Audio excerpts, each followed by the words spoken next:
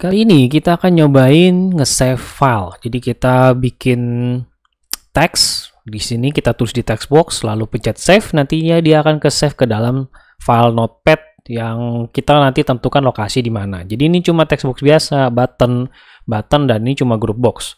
Di button save itu kita akan gunakan code seperti ini yang sudah saya siapkan. Kita akan menggunakan namanya file stream, yaitu fungsi dari Visual Basic ini untuk bisa membuka file dan menulis file. File stream ini sendiri dia harus menggunakan import system I/O. Ini jangan lupa karena mungkin terkadang suka lupa. Import system I/O untuk apa? Untuk bisa menggunakan file stream ini. Kalau misalkan kalian tidak mengimport ini, nantinya program akan mengalami error seperti ini. Nanti dia akan ada string merah yang sebenarnya kalian juga bisa menggunakan system.io.filestream. Kayak gitu. Otomatis ini akan membuat kita lebih panjang ngetiknya ya, lebih capek. Makanya saya gunakan tadi import system I/O seperti ini. Dan saya biarkan ini tetap ada biar menjadi kayak catatan saja buat kalian. Sekarang file stream adalah beberapa parameter yang bisa kita isi. Parameter pertama adalah lokasinya, di mana kita mau menyimpan. Kebetulan saya membuat file name yaitu di sini di luar biar jadi global sehingga bisa dipakai juga untuk button yang buat nanti open. Jadi di sini file name itu adalah application startup dan VB.txt. Apa maksudnya ini? Intinya kita akan membuat file txt bernama VB di tempat lokasi aplikasi ini berada, yaitu application startup.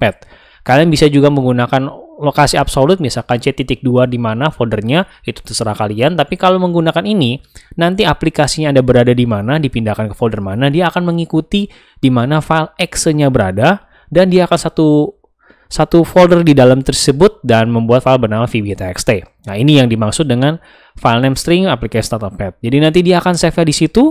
Kemudian karena kita mau write, ya ini kan kita menggunakan write ya, kita akan menggunakan file mode create dan aksesnya harus minimal harus ada write karena dia ada read to write, read, dan terakhir file share none itu supaya tidak bisa dibuka sama aplikasi lain karena kita lagi mau tulis aplikasi tersebut. Sama seperti kayak waktu kita pernah belajar C++, dia perlu menggunakan strip writer, yaitu ini strip writer-nya, dan dia akan write line semua yang di dalam text box, lalu di flush karena kalau sudah tidak terpakai, close, dan text box teksnya kita kosongkan. Nanti code ini akan saya berikan di dalam deskripsi tentunya. Pada saat dijalankan, misalkan kita isi nganu, ya, kalau kita pencet save, ya ini mungkin nggak kelihatan hasilnya, tapi nanti kalau kita ke lokasi tempat project ini berada, saya ke sana. Ya, ini lokasi tempat project saya berada, pemrograman.net. Dia lokasi akan terletak di dalam folder bin. Di dalam folder bin ada folder debug, dan di situ ada exe-nya, yaitu aplikasi memang sama seperti ini juga. Dan seperti yang kita harapkan, yaitu txt-nya, berisi si file yang txt yang sudah kita isi tadi. Ya. Sekarang kita akan coba jalanin yang load-nya. Load-nya itu sendiri pengertiannya adalah kita akan meload file, seperti kita lihat, kurang lebih mirip persis seperti kayak kita save, bedanya kita menggunakan file path open, file aksesnya minimal read. Ya. Dan streamnya menggunakan stream reader, dan kita akan mencoba metode kali ini adalah membaca semuanya, read to end. Jadi semua yang ada di dalam folder file tersebut dibaca, ditulis ke dalam text box, dan setelah itu di-close seperti biasa. Jadi kalau ini dijalanin, kebetulan file memang sudah ada, jadi kalau kita load, ya kan keluarkan kembali file yang ada di dalam teks tadi tersebut.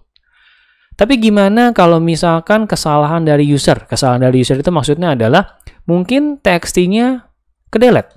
Tidak ada filenya. Jadi filenya nggak ada, mungkin ke-delete karena virus ataupun, ya intinya bukan kesalahan programmer, tapi kesalahan dari sisi usernya. Itu akan membuat program kita nantinya akan mengalami seakan-akan error. Kita load seperti ini, ya dia error. Dia akan bilang kalau misalkan kalau not find filenya, tapi ini kan bukan kesalahan dari programmernya. Bagaimana untuk bisa mengatasi ini? Kita akan gunakan satu lagi fungsi yang namanya try catch.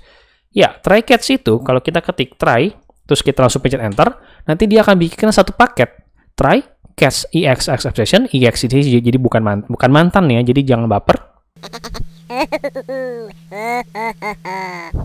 Jadi X di sini memang singkatan dari exception, dan ini ada end try-nya.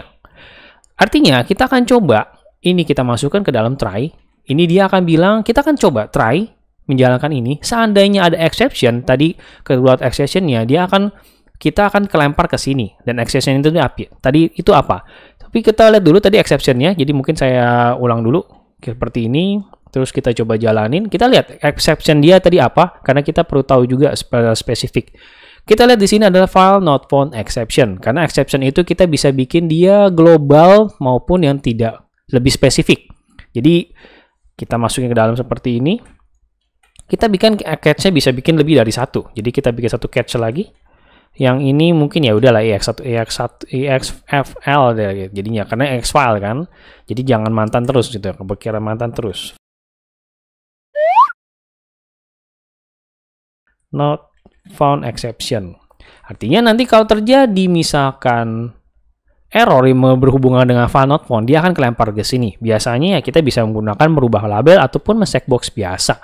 Seperti ini. .show. Kita bilang aja filenya nggak ada tong. Nah, gitu. Jadi, sementara nantinya error yang ada di sini adalah error yang lebih global. Bisa dibilang ini adalah pokoknya ada error. Ya, kayak gini. Kurang lebih seperti ini. Jadi, semua error selain file not found exception nanti akan kelempar ke dalam exception itu. Mungkin ada error pembagian 0 ataupun segala macamnya yang tentunya mungkin nggak bisa kelihatan sih nanti muncul di sini karena kan kita menunjukkan errornya adalah error file not found exception. Tapi kurang lebih seperti itu. Sekarang kita akan coba jalani. Terus kita akan coba load file errornya. Nanti dia akan bilang filenya nggak ada. Jadi ini bisa memberikan warning kepada user bahwa kesalahan bukan pada program, tapi usernya mungkin filenya hilang ataupun sedemikian rupa seperti itu.